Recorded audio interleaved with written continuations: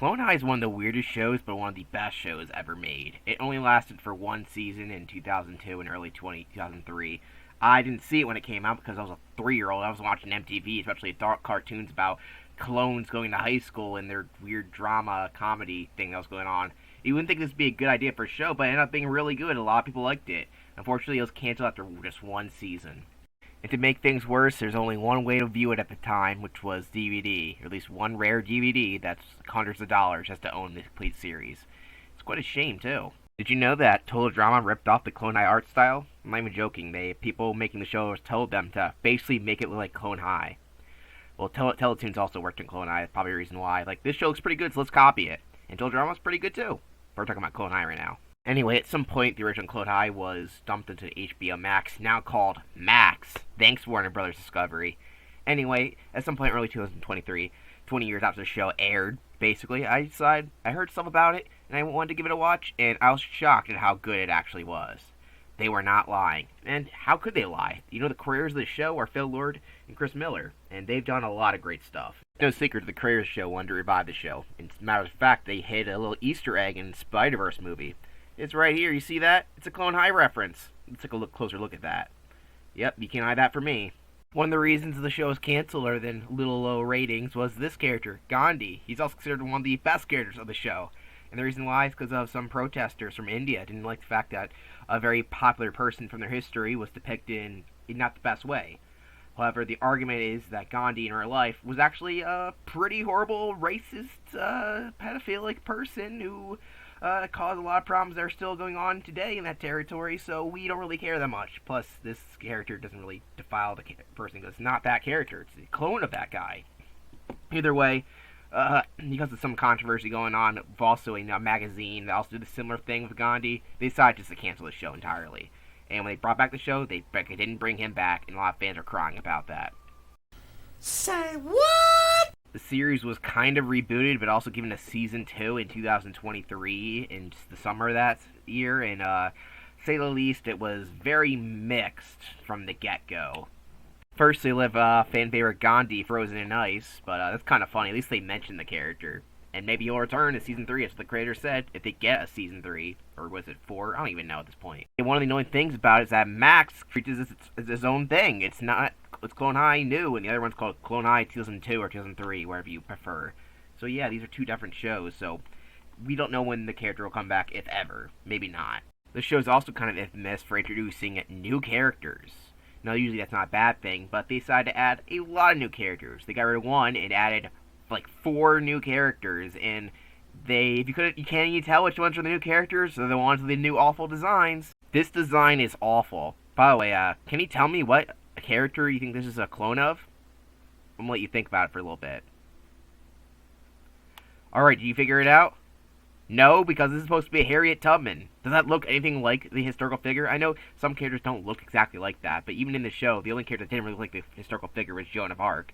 But even then, they kind of have an explanation in the actual show for that reason why. Just because, one, it's kind of hard to pick that character, and two, I think it's some dumb reason. But either way, this character not only does it look nothing like the actual historical figure, or then in fact she's a woman and African American, but she also has an ugly color scheme that looks like someone puked up like cotton candy. Like, what is that going on there? Can you tell what this character is supposed to be? Not only does this character also have the ugly colors, but also has a weird... I know there's the style of they kind of messed up the style. It's like someone trying to copy the original style, but messing up horribly. This is supposed to be Confucius, by the way. Can you tell how it looks nothing like it? The funny thing about both these characters, they both actually appear as background characters in the original Clone High, and they look nothing like that, if you couldn't tell. These designs are so bad, they're actually pretty popular in the fandom to actually redesign them to look, well, actually better. And pretty much anything they've done, it looks better than these cotton candy-haired freaks, wherever they're supposed to be. And I guess you can tell they also have very little to do with their original clone parents, as they say in the show. So maybe I'll talk about Season 2 one of these other days, but because Season 3 is the newest one, I'm going to talk about that one before I talk about the first or even second season. I was not a big fan of the reboot season when it came out. I thought it was okay at best and bad at worst. It depends on the episode. A lot of the characterization kind of sucked. A lot of the original characters would either be or kind of like what were they thinking with them. Other than the Principal Scudworth and Mr. Butlertron, they're the only ones that feel like they mostly the same, and a lot of the new characters didn't do much, and in fact they took away from a lot. They added new characters but didn't replace the one that we lost. That's the best way to, basically, if I gotta say any of it. But let's see how the new season compares to the last season. If you don't know, the second season starts with them getting unfrozen because they were frozen for 20 years. And yeah, they have some couple drama that goes on during that season. For some reason, there's this really weird clone game, like Hunger Games shit that's not funny or even interesting. And then Joan of Arc just tries to kill everybody for no reason, basically. The ending of season 2 was just pretty bad. It really had nothing to do with anything. Like, there's this shouty board of evil figures that they revived, but kind of, and then they got rid of them immediately. So the third season had nothing to go with. Or then now the other clones hate Joan because she did one dumb thing one time, I guess, and that's about it. That's all we have to go on. So now a lot of good stuff to go off of, unlike the last season's ending. One of the weird things about the new season is that it was basically we call a shadow released on February 1st. It had one little trailer and that's it. And every single episode was released the one day, which is the complete opposite of how they did it with the last season. So a lot of people didn't even know this show even came out. And I didn't either. I was too busy with finishing my DreamWorks crappy marathon, and at the same time, I was also working on, not really working, but I was too busy watching over and over again The Has Been Hotel that came out around the same time. So was I going to watch a second season of a show reboot I didn't care for? No, not really. I decided, might as well do it. And is it better? Well, let's see. One of the best things about the reboot is this theme song is still the original, but just updated a little bit, and it sounds just as awesome as the original, because it's the same band and everything. It has that 2000, early 2000s band, emo kind of feel that I kind of love. Unfortunately, they didn't change anything that kind of fits the second season. None of this feels like it belongs here. Like the JFK and Joan of Arc thing there, it isn't even a thing in the third season, so, this whole intro should have got updated. They updated it for the second season. Why would they not update for third season? You know what I mean? This episode is kind of lame. There's a new teacher or something. They don't really acknowledge the teachers other than one clone sheep guy who doesn't even reappear in this season. I miss that teacher. Also the first mostly human clone. Spliced in a little sheep DNA, which is fine with me. You can't even tell, Mr. Sheepman. Thank you. This episode's about this guy making all the, three of the students do stupid things, like conspiracy theory-like things, but not really funny. Like, they call it, they're going to do some flat earth or some global warming or something funny, maybe, like do some twist with that. No, not really. They're supposed to jump off because gravity isn't real. Honestly, the reboot kind of feels like a kid show for the most part. But like, we gotta make it adult, so let's add in some random gore. That was mostly a problem in the second season. There is some pointless stuff here and there, but you would be surprised that this isn't the show aired on Cartoon Network or Nickelodeon, because it doesn't feel like, just tone-wise. I know the original show had a lot of parodies with stuff that was kind of juvenile on purpose. But here, just Also, this weird subplot that doesn't really go anywhere, oddly enough. You think it would, but doesn't.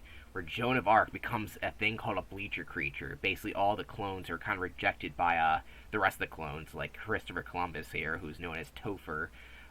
You have to explain that in the second season, and stuff like Ivan the Terrible, and some weird character that's not really funny. And yeah, they don't really do anything. It sounds like it would be funny, but they don't do anything with it. Like, we're gonna put a slideshow on a wall. Scary. Oh, the clone guy gets arrested and his satchel dies. Well, I don't want to say clone guy, but the clone teacher, I guess. He's the teacher of clones.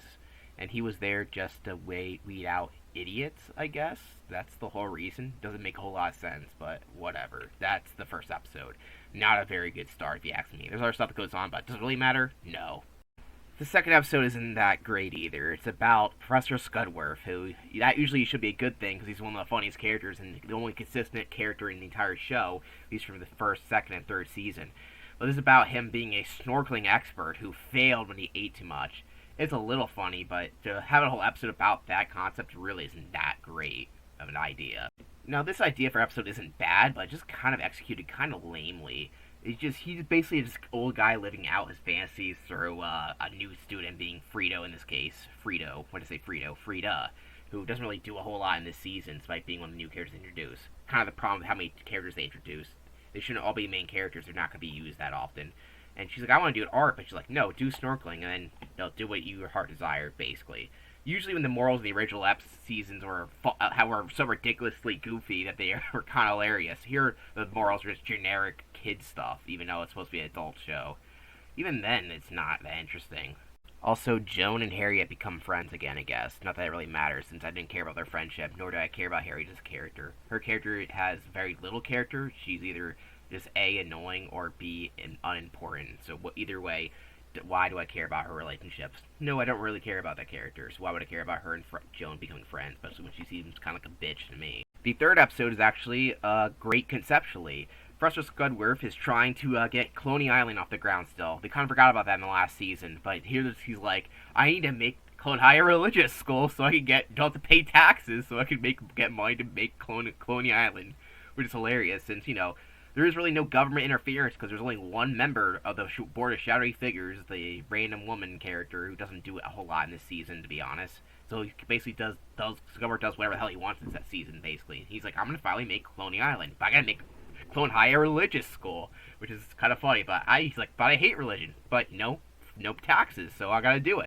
The other subplot of this episode isn't so good. JFK decides he's gonna become Catholic like his clone father and not be a slut or stud or whatever you call it anymore. And this is kind of his character throughout the whole season. It's just like, I don't like doing what I used to like doing, so now it's done really poorly, and overall, this season thinks that JFK's only funny thing about him is his voice. Even then, his voice isn't as funny as it was in the first season, so yeah, he also is friends with Abraham Lincoln. That happened in the last season, kind of, which is kind of weird because they used to be enemies, but now they're best friends, and this show plays loosey-goosey with their relationships, at least in the second and third season, so much that it's kind of hard to care about anything. There is a funny scene where Abe pretends to be God, and it's like he tries to help out JFK here, initially to help himself, and then he's like, he decides to do the right thing. And then other people think that he's actually God, so he has to help them out too. It's kind of funny in a way. They don't really do that much with it, but I like that idea of a joke. Also, school gets rejected for being a Christian school, and they don't have to pay taxes because they don't like the fact that everyone here turns out to be an actual clone, which should have been obvious since it's called Clone High. Also, these characters have clones of themselves somehow. That's not how the clones work in Clone High, but whatever. They don't mention that ever again, so we'll say it's a one-off joke or whatever. The third episode isn't actually bad. It has a subplot that I don't particularly care for, but it has a lot better jokes, and the whole concept is actually kind of funny, and I kind of wish they did better jokes with it in the whole scheme of things, but at least we're getting better episodes in the season, too, at least at this point. This episode, episode 4, is not too bad either. This PD Professor Scudworth and Mr. Butler trying to decide to get free burritos by changing the skies constantly, and they put Joan and Abraham Lincoln in charge of being the principal, and using a AI basically to make it sound like he's still there in case anyone wonders, because he wants free food. They're essentially getting a bunch of free burritos so they don't have to pay for school lunches, so they can buy Cloney Island, which is really funny. It's a really dumb, but hey, at least it's one character actually has a consistent goal for the series rather than swapping relationship from relationship. I know the first season kind of did that, but at least the characters were consistent in who they actually wanted to be with for the most part. But oh well. And the rest of the episode's about the clones throwing a party in the school, and then it goes to just that kind of sucks. It's kind of lame. But hey, everyone likes Joan of Arc now, and that totally lasted very little of the whole season. Like, I'm not joking, she immediately leaves her group of outcasts, and they're like, whatever. That's about it. This subplot kind of failed miserably. Didn't really add to a whole lot of anything. Also, the amazing relationship of Harriet Tubman and Confucius, they break up. They were together. They had a really shallow reason for being together in the first place, but he's like, you're kind of a bitch and shallow, and you kind of cheated on me, so fuck you.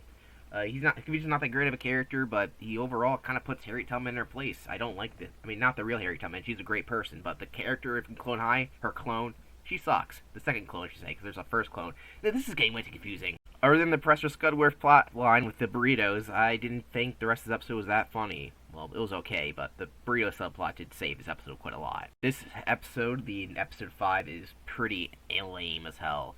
It's about Joan and Confucius getting in a relationship to make Harriet jealous, and so that she can get some of Confucius' money because he's rich. That's a part of his character, by the way. It doesn't really work because it has nothing to do with his clone parent at all. Like, was Confucius have to do with being rich? But the character's rich. I don't even remember that being a plot point in the last season, but whatever. She's gonna get money for him so he can go to some film festival or something like that. And they actually end up liking each other. It's as cliche and boring. They don't even do jokes with it. They just play it straight, and it's not really interesting or entertaining. Well, there are some jokes here that actually are kind of funny. The rest of the episode is just mostly full of this lame teen drama stuff that the original show mostly made fun of, or at least had the characters actually make sense. Here, just relationships that don't make any sense, characters acting out of character, and not a lot of jokes in between. Also, Abe likes this girl named Mary, who people think, oh, there must be Mary Todd Lincoln, then wouldn't that be funny? But no, it's actually not, and she dates him, but that's about it. The Scudworth subplot isn't even good. He finds the love of his life, which is the skunk for the first season, but even then, they don't do a whole lot of it. It kind of just plays on the same jokes they did in the first season, where it's kind of Looney Tunes-esque, where the skunk like beats the shit out of him.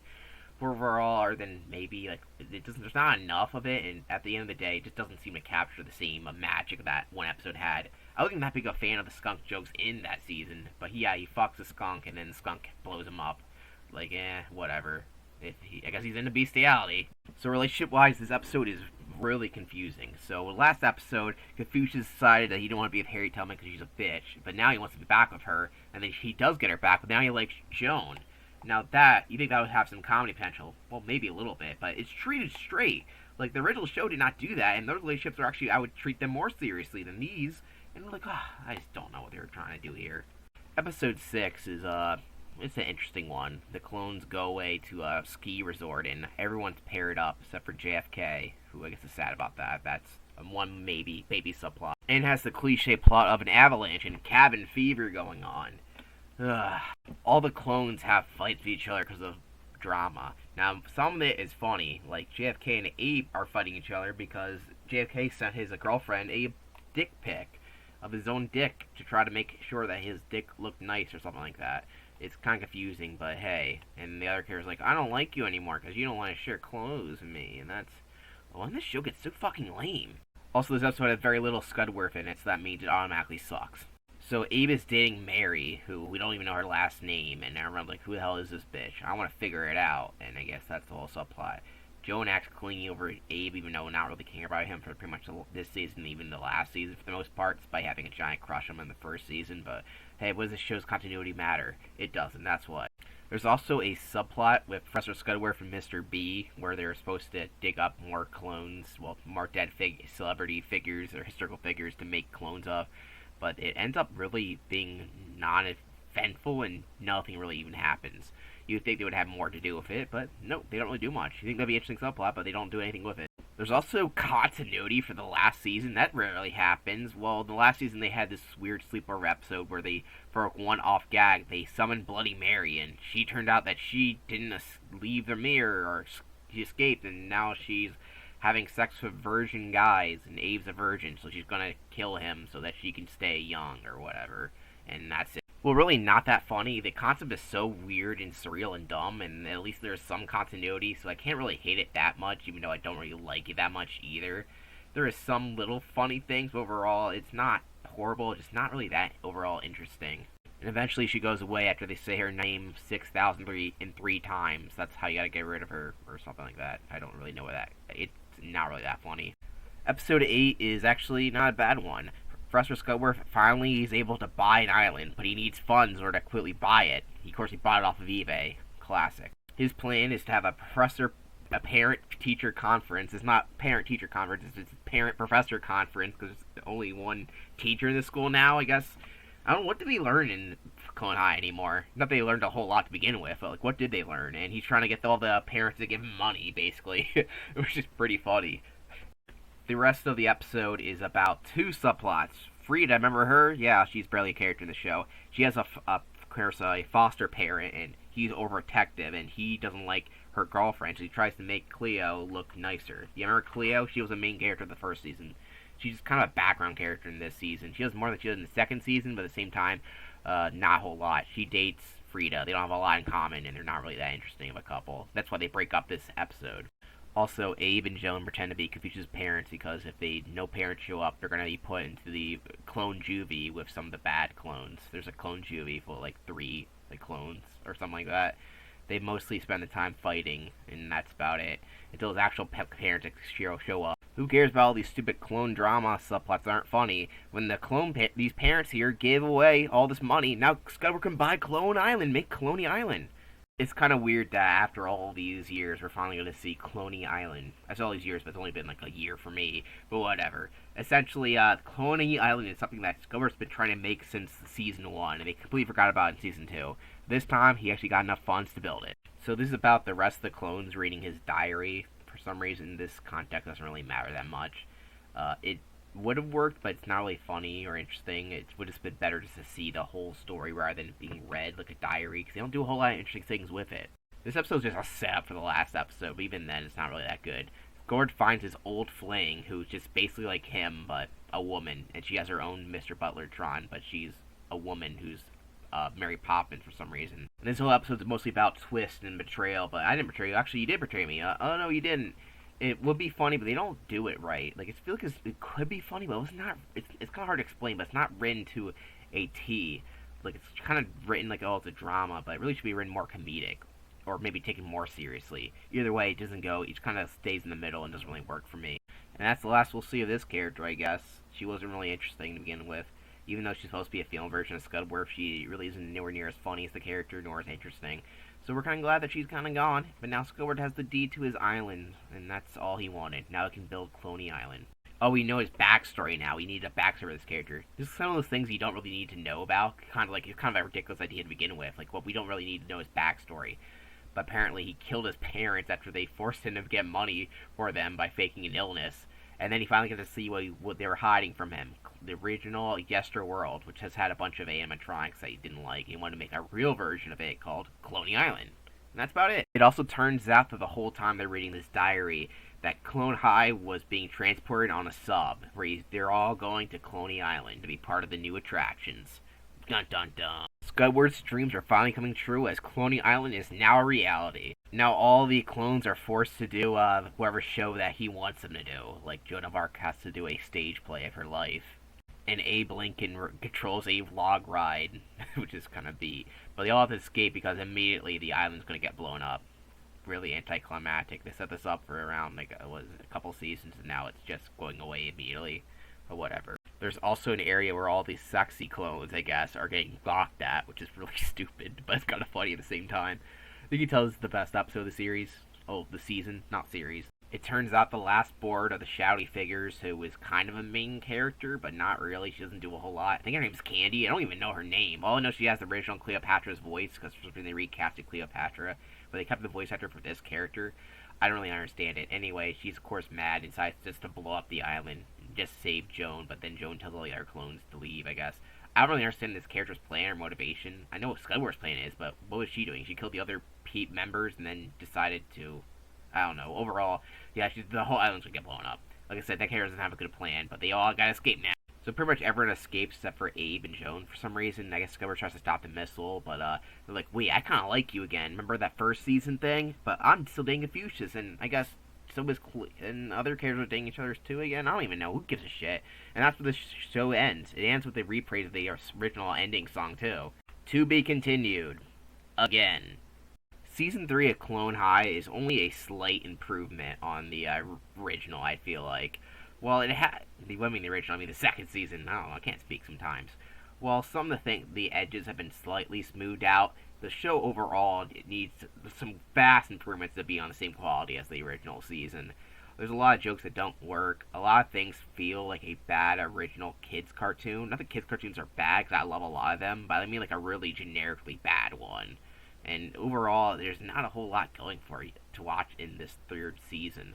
Maybe a fourth season can turn stuff around. While there is funny jokes, there's not a whole lot to keep it going. And the drama and characters just aren't, they're so inconsistent and so nonsensical that it's not worth watching. Unless you really like Scudworth, you're not getting a whole lot out of that season. But overall, will they make a fourth season when I watch? Well, probably. Well, especially if they are supposedly going to bring back Gandhi. Was it likely? Probably not. This show, third season, is not getting a lot of views and tractions. I've heard very little about this season, which is not a good sign. And overall, I just don't see it happening. They kind of blew their shot and load here. Unless they do some drastic changes in the fourth season, I don't see a whole lot return value. Maybe we will get one, and maybe I'll be pleasantly surprised.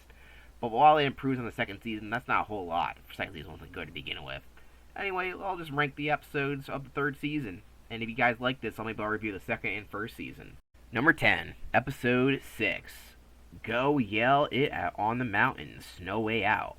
Number 9, Episode 5. Money Can Buy Me Love. Stupid Is As Cupid Does. Number 8, Episode 1. Blinded with Pseudoscience. Magnetic Distractions. Number 7, Episode 7. Grave Mistakes. The Virgin Homicides. Number 6, Episode 2. Don't you get it? Sports are huge in this town. Number 5, Episode 9. Cloney Island Twist. Number 4, Episode 4. The Principal. Sub-Zero to Sub-Hero. Number 3, Episode 8. Cyrenius, a Portman Obius. Whatever that means. Number 2, Episode 3. Bible Humpers, a much-needed pracation. And number 1, Episode number 10. That episode being the one that you've all known is going to be number 10. The coloniest place on Earth, missile while you work. And what do you think? Do you agree in my ranking? Do you agree in my assessment of the show?